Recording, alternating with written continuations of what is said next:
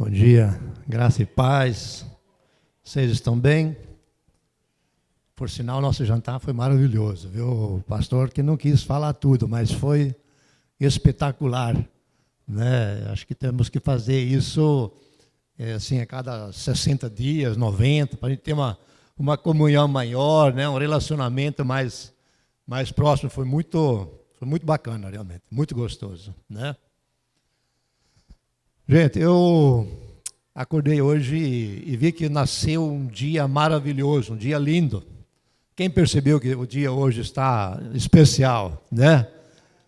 E eu acordei um pouco mais cedo, eu fiz um chimarrão, e aí eu saí, olhei em volta da minha casa, né?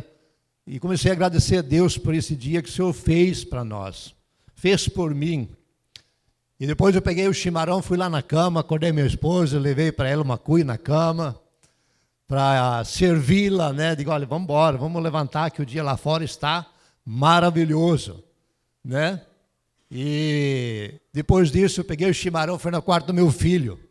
Meu filho, vamos levantar porque o dia hoje está especial, né? E já abrimos a cortina e o sol entrou dentro da nossa casa. Nós abrimos a porta da frente e o sol entra e brilhou lindamente na nossa casa, né? Então, por que eu estou falando isso? Porque às vezes a gente vive e não percebe a grandeza ou o amor de Deus por nós. O sol nascer para nós já é uma maravilha todos os dias, né? E hoje isso tem me chamado muita atenção hoje de manhã, né? Então eu fiz isso, digo, olha, isso é muito especial. A gente ter esse momento de entendimento, de expressar gratidão a Deus por aquilo que Ele está nos dando. Saúde, paz no nosso coração, né? Ver que os filhos estão dentro de casa, a esposa, nós estamos vivendo um momento onde Deus está se manifestando em nossas vidas todos os dias, né? E eu creio que isso tem a ver com o que eu quero ministrar nesta manhã também. Eu estive no Rio Grande do Sul no mês passado e estivemos lá na casa da minha irmã e lá juntou minha outra irmã, juntou meus pais. E nós tivemos um momento de conversar, dialogar sobre as famílias, sobre aquilo que Deus tem feito na nossa casa, na nossa família. Então, cada um falou aquilo que está na sua casa, né, e tal. E Deus começou a ministrar comigo naquela hora, né, de falar sobre o que acontece quando nós permitimos que Deus entre na nossa casa. Quando nós abrimos a nossa porta para que Jesus entre, o que acontece? E eu quero aproveitar essa manhã para falar sobre isso. E quero falar sobre 3 casas. 2 casas que nós vamos ler na Bíblia. E uma casa que fez o que está escrito na Bíblia. E eu quero mostrar para vocês o quanto que valeu a pena essa família tomar essa decisão. Eu quero contar uma história de aproximadamente 100 anos, 110 anos, possivelmente. Porque nós vamos ter um histórico, um começo, um meio, né, e o que nós estamos vivendo hoje. Amém? Eu queria convidar os irmãos para abrirem Lucas, capítulo 19. Vamos falar sobre Zaqueu. Alguém já ouviu falar de Zaqueu? Na escola dominical, eu lembro que quando criança, foi uma das primeiras coisas que eu acho que eu guardei na minha vida, quando a professora nos contou a história de Zaqueu. Mas atrás disso tem muito mais do que apenas uma história, apenas a história que o homem subiu numa árvore para ver Jesus, né? E eu quero ver se a gente consegue destrinchar um pouco sobre isso nesta manhã. Lucas 19, versículo 1. Entrando em Jericó, atravessava Jesus a cidade. E eis que um homem chamado Zaqueu, maioral dos publicanos e rico, procurava ver quem era Jesus, mas não podia por causa da multidão, por ele ser de pequena estatura. Então, correndo adiante, subiu a um sicômoro a fim de vê-lo, porque ali havia de passar. Quando Jesus chegou àquele lugar, olhando para cima, disse-lhe: Zaqueu, desce depressa, pois me convém ficar hoje em tua casa. Ele desceu a toda pressa e o recebeu com alegria. Todos os que viram isto murmuravam, dizendo que ele se hospedara com um homem pecador. Entrementes, Zaqueu se levantou e disse ao Senhor: Senhor, resolvo dar aos pobres a metade dos meus bens. E se em alguma coisa tenho defraudado alguém, restituo 4 vezes mais. Então Jesus lhe disse: Hoje houve salvação nesta casa, pois que também este é filho de Abraão, porque o Filho do Homem veio para buscar e salvar o perdido. Nós temos aqui um homem que a Bíblia fala que ele era o maioral, ou ele era o chefe, né?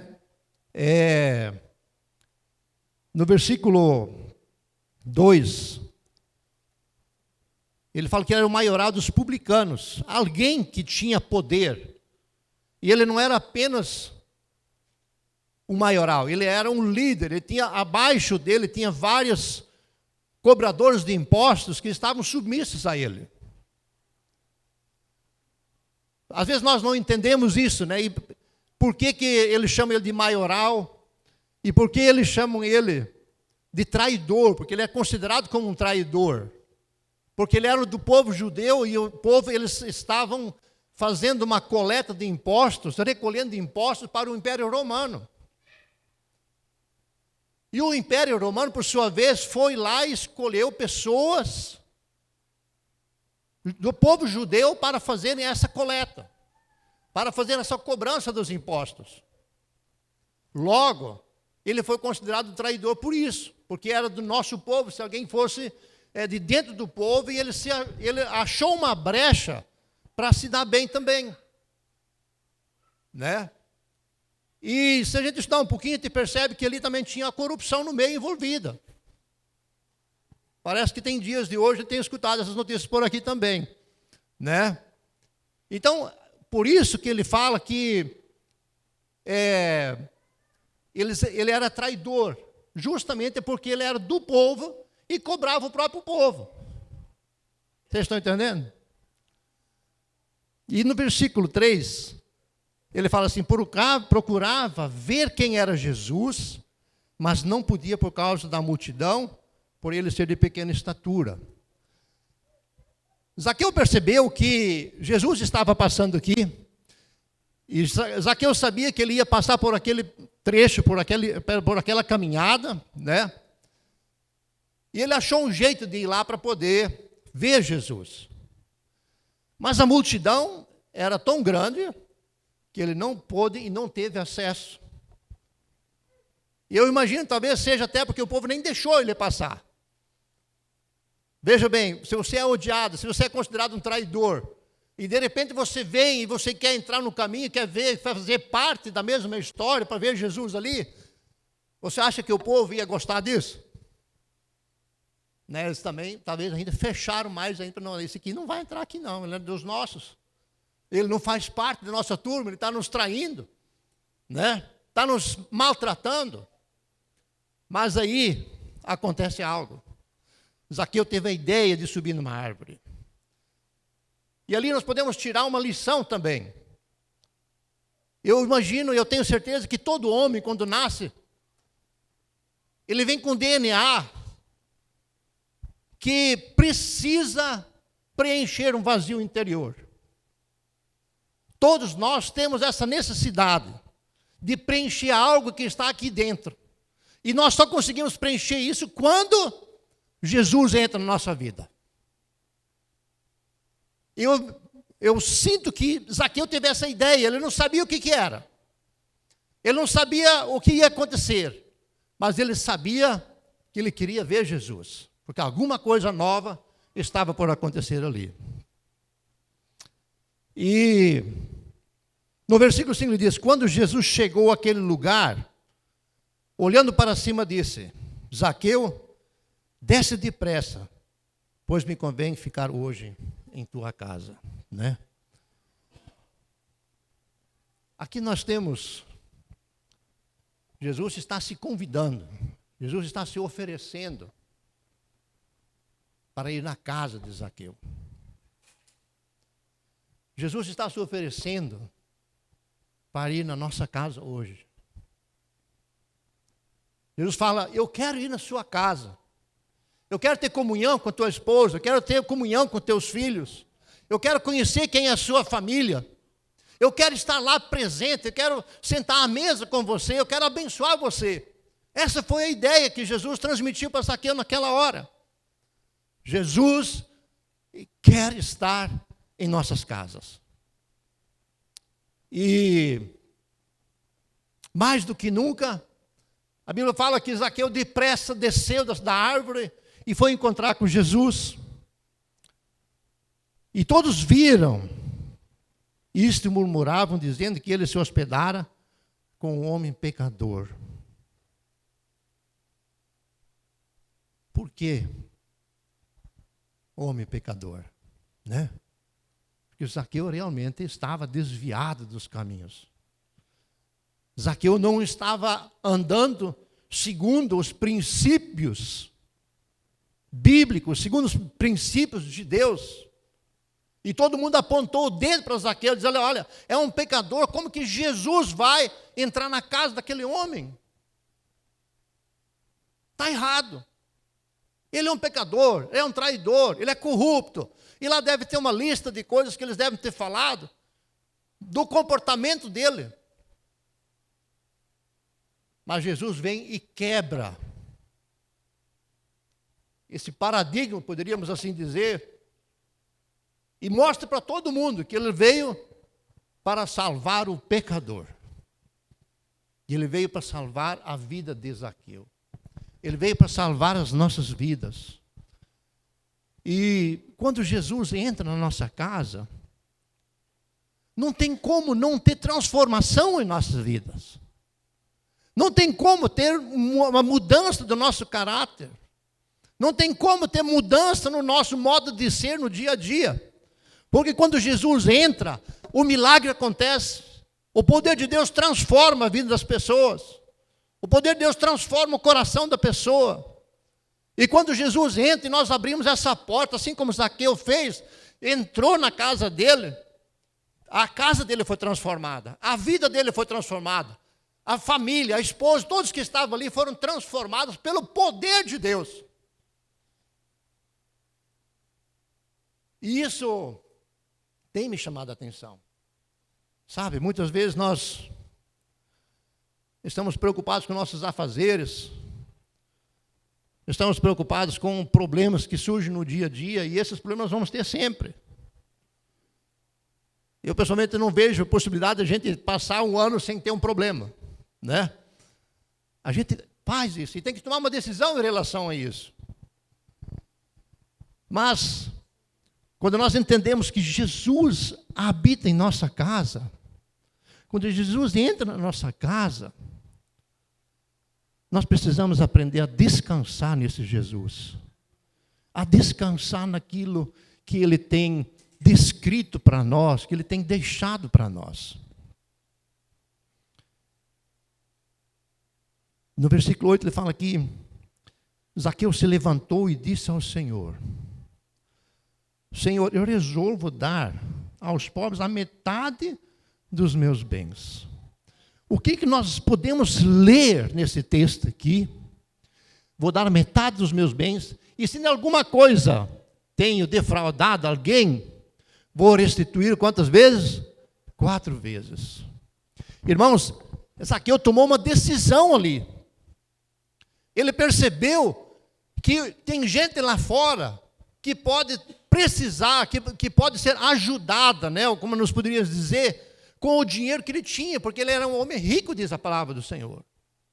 Então, se ele dá a metade, ele vai continuar sendo rico, mas ele vai ajudar muitas pessoas que lá fora estão necessitadas. E Zaqueu entendeu isso. Por isso que eu falo, quando Jesus entra na vida de alguém, a vida é transformada. Nossa casa é transformada. Ninguém falou para ele, Jesus não falou para ele: Zaqueu, agora você tem que dar metade para o povo, ou você tem que restituir quem você passou para trás. Você foi corrupto com A, com B, com C. Jesus não falou nada disso. Ele mesmo teve a ideia, ele mesmo entendeu que ele fez coisas erradas e agora era a hora de compartilhar aquilo que ele tinha recebido, aquilo que ele tinha posse, para ajudar outras pessoas. Quem entende isso? Amém? Né? Porque a transformação na vida dele aconteceu. Porque ele viu a verdade. Ele viu quem era Jesus. E a verdade veio à tona. E assim, ele então pega e divide aquilo que ele tem.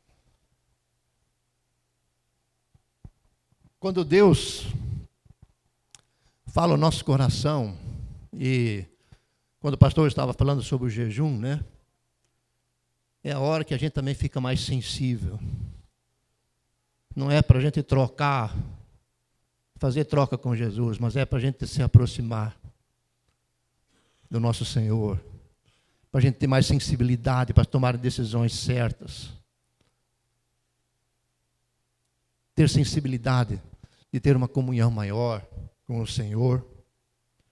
E no versículo 9, Jesus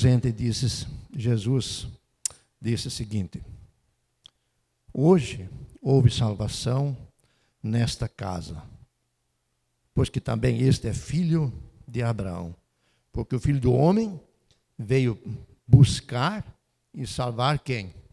O perdido. Jesus veio justamente para isso, para salvar o pecador.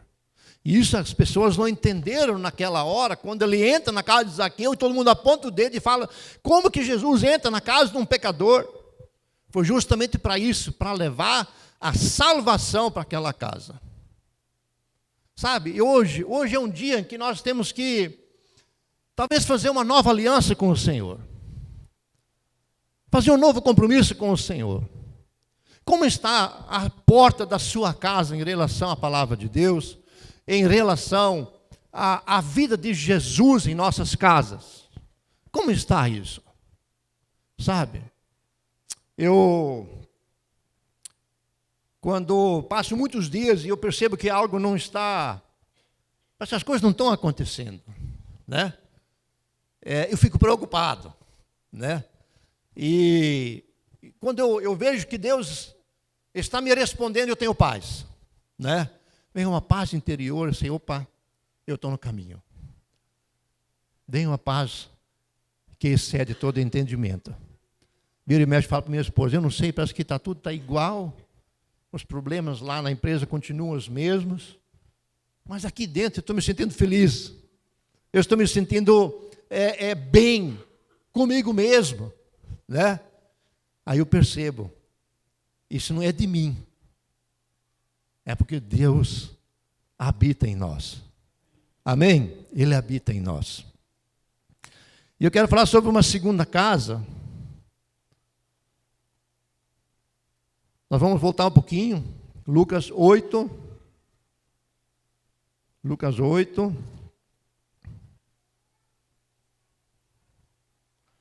Verso 40. Né?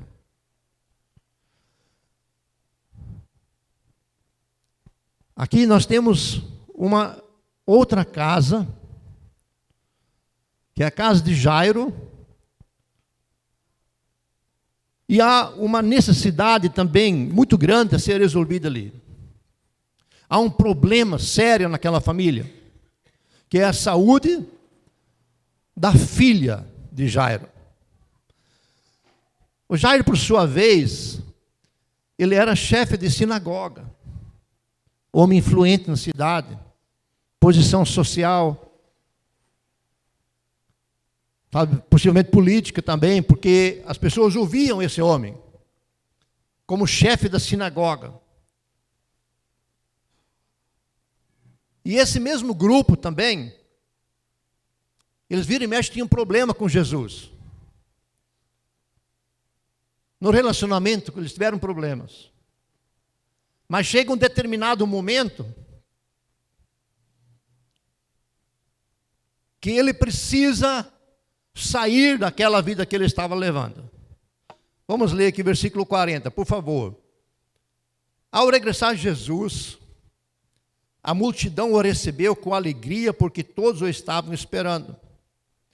Eis que veio um homem chamado Jairo, que era chefe da sinagoga, e prostrando-se aos pés de Jesus, lhe suplicou que chegasse até a sua casa, pois tinha uma filha única de seus 12 anos, de uns 12 anos, que estava à morte, né?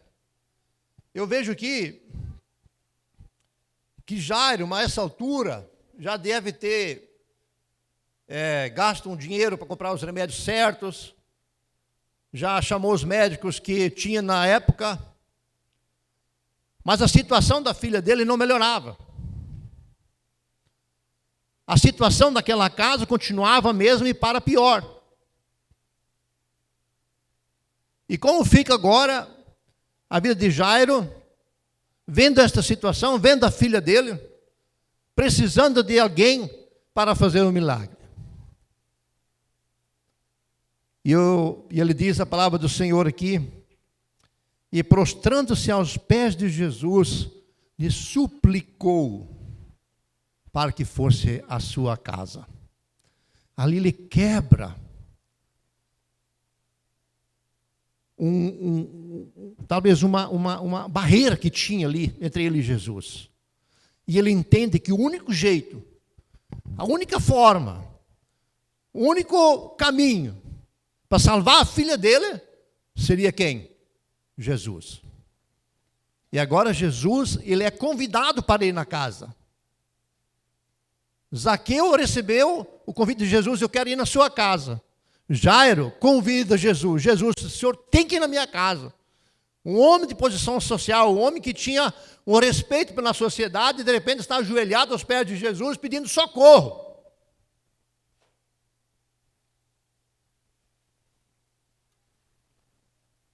E no versículo 49, do mesmo capítulo, diz o seguinte: falava ele ainda, quando veio uma pessoa da casa do chefe da sinagoga, dizendo: tua filha já está morta, não incomodes mais o mestre. Percebemos aqui que as notícias eram péssimas. Não tinha mais opção, não tinha mais vida naquele corpo. Mas Jesus ouviu o que ele disse. Jesus escutou o que aquele servo dele falou, aquela pessoa que veio da casa dele, que a filha dele tinha morrido. E Jesus diz: não temas, crê somente, e ela será o quê? Salva, né? Crê somente e ela será salva. E nós entendemos que Jairo ficou ali com Jesus. E Jesus acompanhou Jairo. Eles foram na casa. E olha o que acontece quando chegam na casa. Tendo chegado à casa, a ninguém permitiu que entrasse com ele, senão Pedro, João, Tiago, e bem assim o pai e a mãe da menina. E todos choravam e a pranteavam, mas ele lhe disse: não choreis, ela não está morta, mas dorme. E riam-se dele, porque sabiam que ela estava o quê? Morta.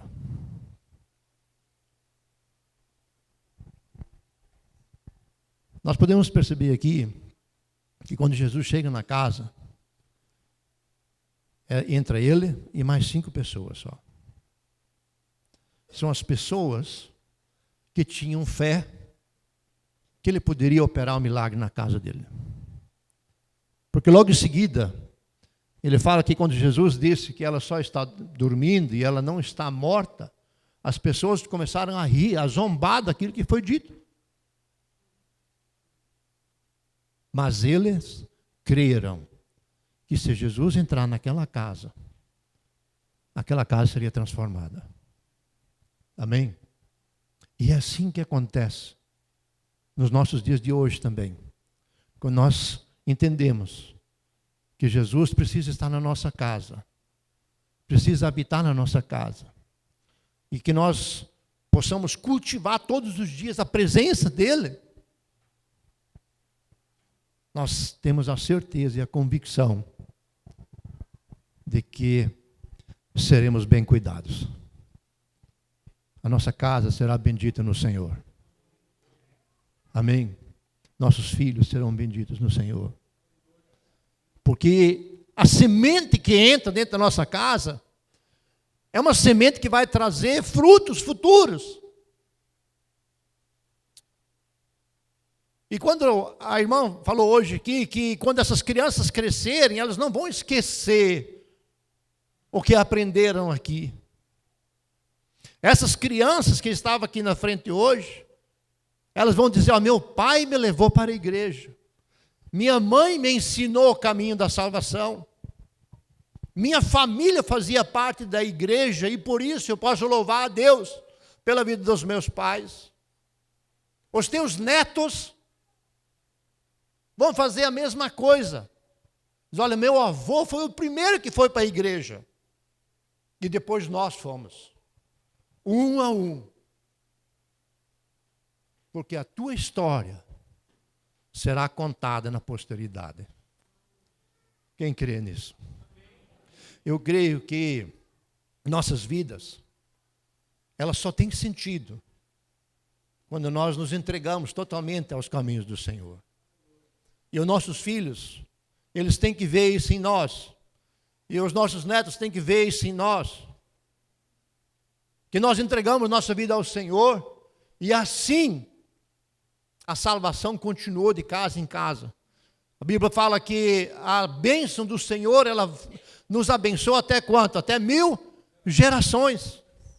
E essa é a palavra. Esse é o momento, isso que nós estamos dizendo esta manhã. Vamos renovar nossa aliança com o Senhor e fazer com que nossa posteridade seja bendita por causa da sua vida hoje. Daquilo que você está semeando hoje, aquilo que está fazendo agora. Isso será um depósito para a sua vida.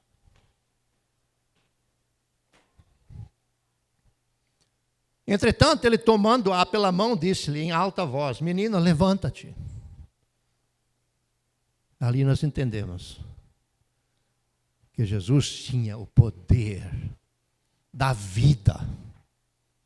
E aquela casa, diz assim, versículo 55, voltou-lhe o espírito, e ela imediatamente se levantou, e ele mandou que lhe dessem de comer. Seus pais ficaram maravilhados. Nós vamos ficar maravilhados daquilo que o Senhor Jesus vai fazer em nossas vidas.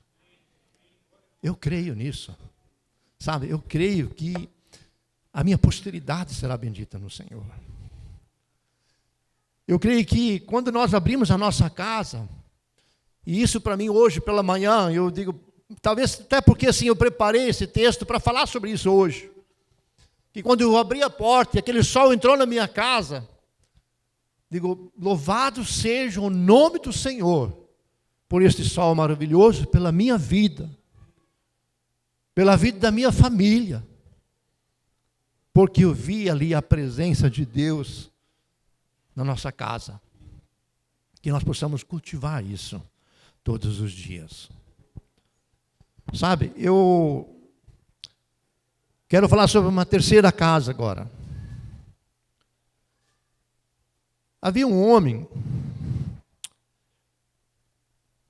seus 20 e poucos anos, e ele foi gravemente ferido na guerra. Segunda Guerra Mundial, se eu não tiver errado, né? Às vezes eu acho que foi na primeira, e eu não me certifiquei, mas foi ali. E esse homem, ele estava gravemente ferido na batalha, nunca reconheceu Jesus como seu Salvador, também não era coisa que ele admitia que seria possível, ateu, soldado alemão, o berço, né, do Evangelho, infelizmente, hoje já, e há muitos anos já, o Evangelho lá está muito mal, né, vamos assim dizer. Existe agora uma onda que muitos pastores estão indo para a Alemanha evangelizar a Alemanha de novo. Conheço vários amigos meus que estão lá. E as portas estão se abrindo na Alemanha. É interessante isso, né? As pessoas estão tendo, muitas pessoas que realmente querem Jesus na Alemanha hoje. São pessoas, pastores, amigos meus que estão lá e falam muito bem do evangelho que está acontecendo lá. Mas este homem, ele chega então no hospital e sem muita expectativa de vida, e a enfermeira atende, e ela vê a gravidade, e ele pergunta para ela, né, vou morrer mesmo? Você acha que tem jeito para mim? E ele contou que a enfermeira pegou na mão dele e falou assim, olha, você não vai morrer, porque eu vou orar para você, e vou pedir a Jesus que te guarde, que te tire dessa situação. E ele, olhando para ela, disse, olha, se ele me tirar dessa situação, eu quero servir esse Deus. Eu quero conhecer esse Deus. Eu quero saber quem Ele é. E eu vou fazer de tudo para fazer o que você está fazendo comigo. E assim foi. O homem curou, virou pastor, teve vários filhos, todos os filhos na igreja, todo mundo conheceu a palavra do Senhor. Os netos dele conheceram a palavra do Senhor. E hoje o filho dele só tem 2 vivos. Acho que eram 8 filhos, tem 2 vivos hoje. E vou falar do que está mais próximo de mim. Os filhos dele, os netos dele, os bisnetos, os tataranetos, estão todos na igreja. O que eu quero dizer com isso? O que foi semeado lá atrás. O que foi semeado lá atrás, numa palavra que ele assumiu, que ele ia levar a palavra do Senhor, que ele ia fazer isso para a casa dele. Hoje, os netos estão olhando e dizendo assim, meu bisavô, o meu tataravô, deu início a tudo que nós somos hoje. Pode não significar muito para vocês, talvez.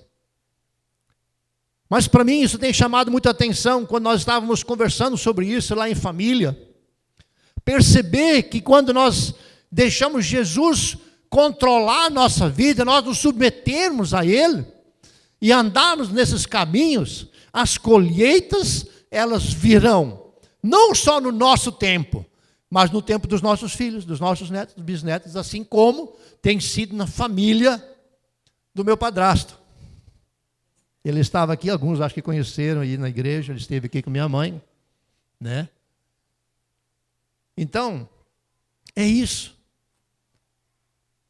Nós olhamos para a família dele e falamos, olha, que coisa bonita. Ele aceitou Jesus, deixou Jesus entrar na casa, permitiu que houvesse transformação. As gerações estão contando a história dele, daquilo que aconteceu há 100 anos atrás. A história você conta do passado para até hoje. Você não consegue contar a história do agora.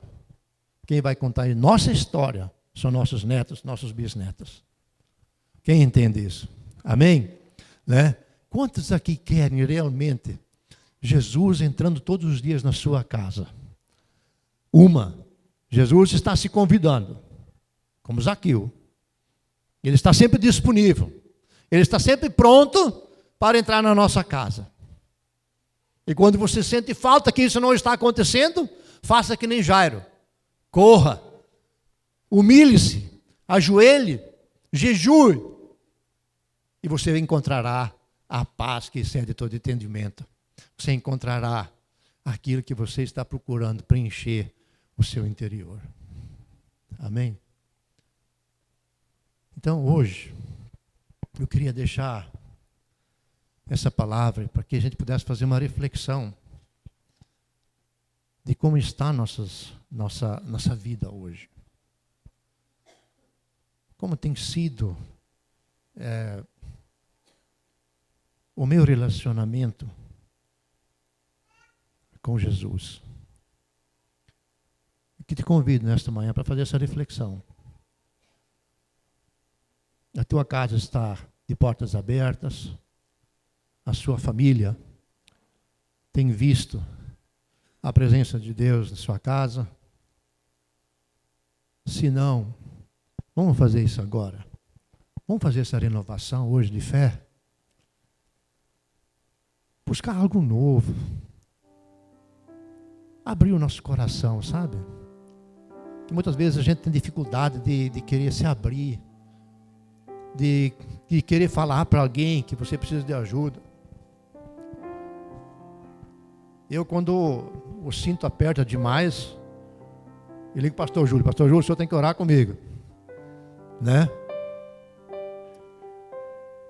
E é assim que tem que ser. Nós precisamos nos ajudar uns aos outros, porque eles me ajudam a fortalecer minha fé. E quando alguém precisa, eu vou lá também, vamos orar junto também, para fortalecer a fé do outro.